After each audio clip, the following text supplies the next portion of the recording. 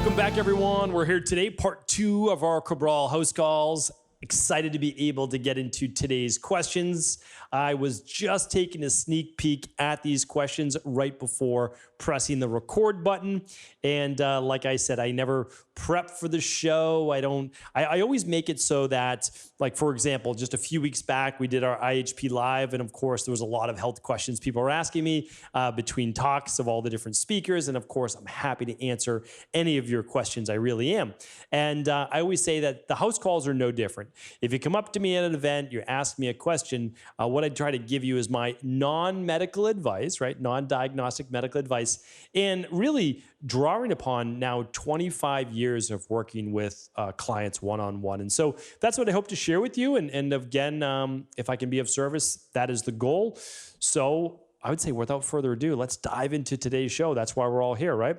So let me scroll to where the start. Today's episode 2480. So if you want to check out today's questions, I read through the first couple. I skimmed them just to see because I was actually excited between my first video and second video uploading as to what they're going to be. All right, so let's get into it. This one, first one is from Jade. Jade is saying, "Hi, Dr. Cabral. Thank you for all you do and for all of us. You're a true blessing." Thank you, Jade. That's very kind of you. I have Gilbert's syndrome and fibromyalgia. I have horrible stomach issues and all over body pain. I use CBD oil for sleeping and for body pain. Am I putting more strain on my liver with CBD oil? Am I causing more damage? I also drink fermented drinks and eat fermented foods. Is this good for Gilbert's? My bilirubin has been 1.8 for the last 2 years. I've gone through a lot of stress and emotional grief. I'm thinking this caused my bilirubin to be higher than before, which is around 1.3. Thank you for your time. Blessings. Okay. So what I always say is like always is like don't guess, test. But if you're not testing, then use educated guesses on what you believe to be true.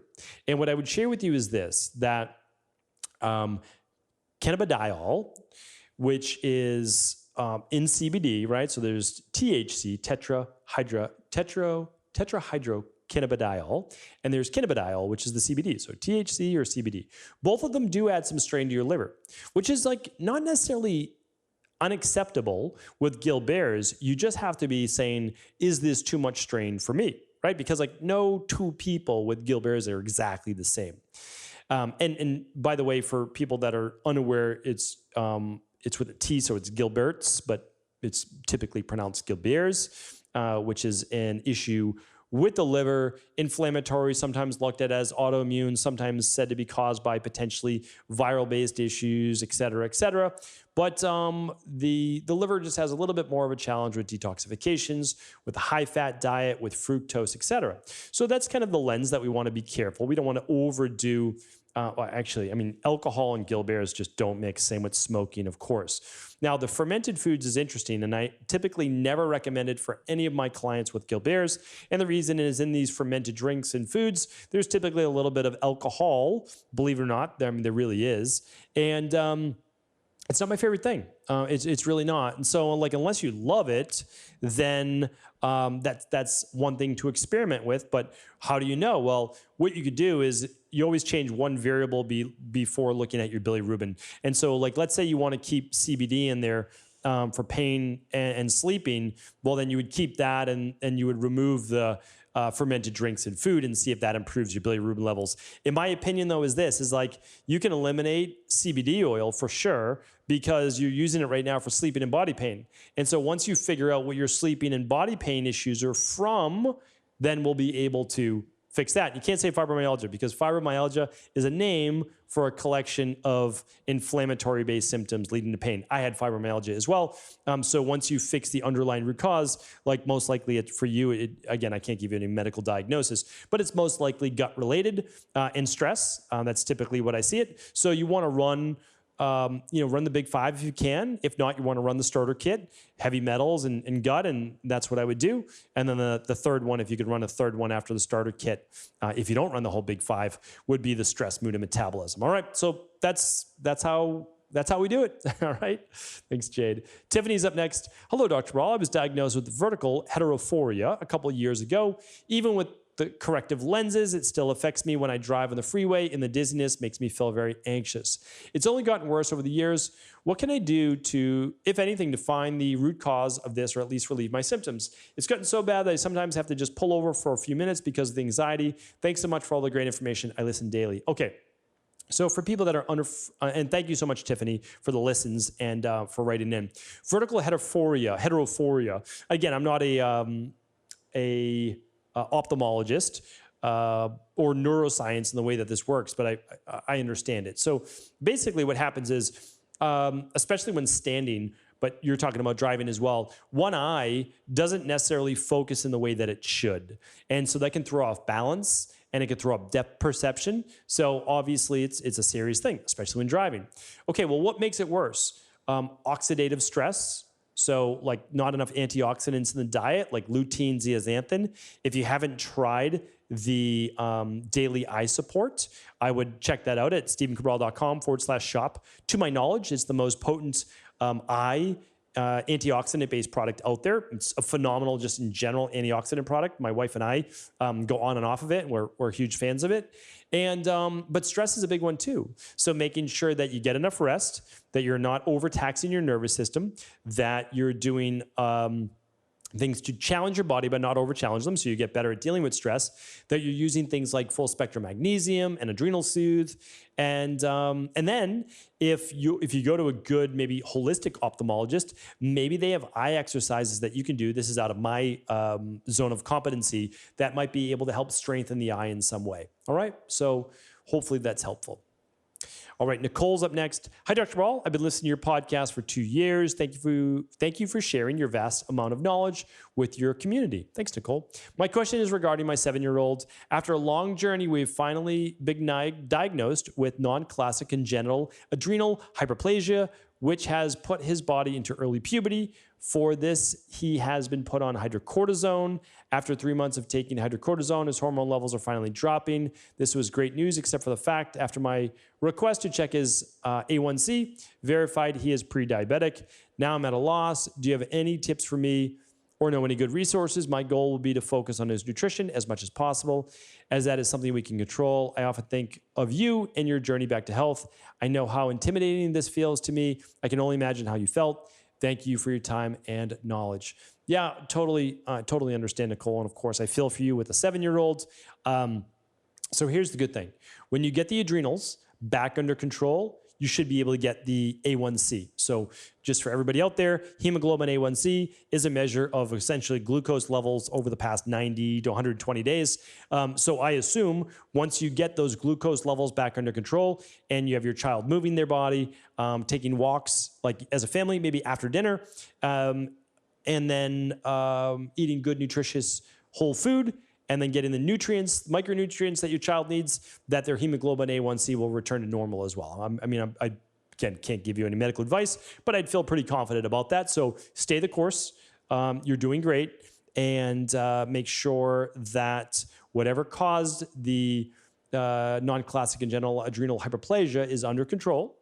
Under control, good. Then we don't have that surge in any type of androgens and cortisol, because the cortisol was most likely leading to that increased A1C as well, because we see that all the time. All right, so doing great. Stick with it. Get the magnesium going. Get the good nutrients, the daily activated multi, maybe just 1 capsule for a 7-year-old, and keep going strong. You're doing great. A little bit of omega-3s in there. All right, Jamie's up next. Hi, Dr. Raw. I was wondering if there's a difference between stomach bloat and lower belly bloat, under the belly button bloat. I sometimes find that while my upper stomach seems not bloated, I have severe bloating in my lower belly, even first thing in the morning. This bloat doesn't budge with ginger and other natural remedies, or even may still be there after defecation.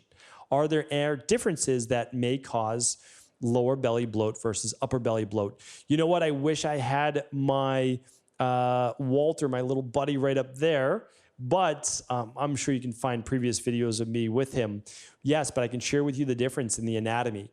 So when you touch your rib cage, so if you follow your rib cage to the very middle, right below the solar plexus where the heart is, there's the xiphoid process. That's where you give the Heimlich maneuver, if you ever learned that in first aid.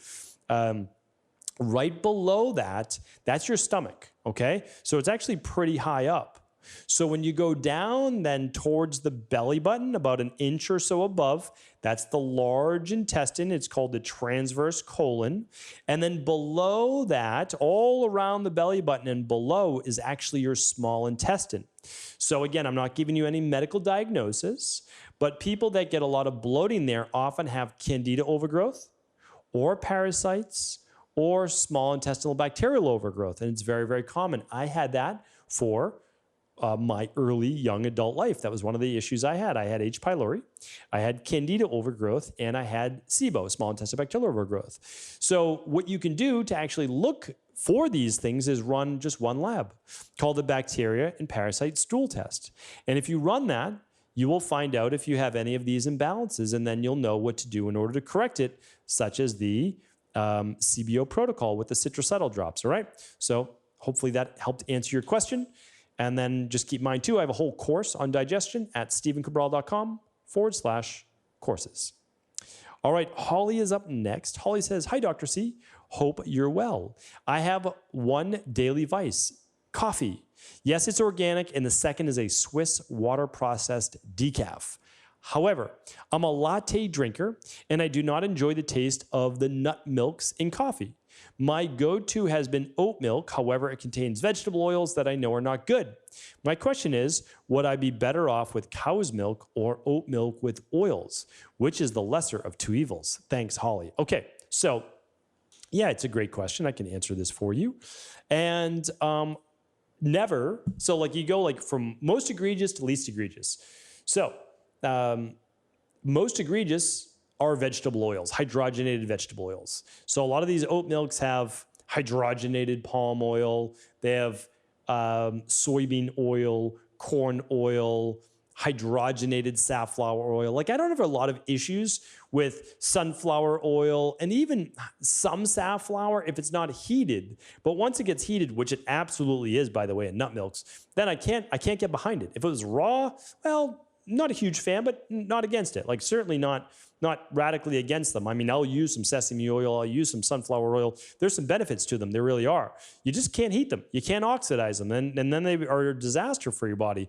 But like that goes for most everything, right? Like once you start to cook and oxidize things at high temperatures, it breaks them down. So in this case, the best thing that you could do would be the least egregious if you have to mix it with something. So if you've try all the different nut milks though, like maybe you like macadamia nut milk or maybe coconut milk. Coconut milk's pretty close, right? To like you can do an organic coconut cream that's pretty close to like the consistency of milk. So you might want to try that. And again, there's lots of obviously nut milks out there. Now, okay, let's say you don't go with that. A raw, again, I can't give you any medical advice or even nutrition advice when it comes to raw milk because, again, there's always a chance there's bacteria. But anyway, you might want to just try that raw sheep's milk, raw goat's milk, raw cow's milk, or if not, then you're just going to go with like an organic grass-fed cow's milk or cow's milk creamer, and you just use as little as possible. All right, so like that's my healthiest advice that I can give you. All right, we're going to keep it at that for today's questions. These were really great. Thank you so much for everyone for writing in. As always, like I said, I appreciate your support of the show. It means the world to me. I love being able to answer your questions. I love being able to record daily for you in the community. So much appreciated. I'll be back tomorrow on our Mindset and Motivation Monday. It's going to be a fun one. Don't miss it. Take care, everybody.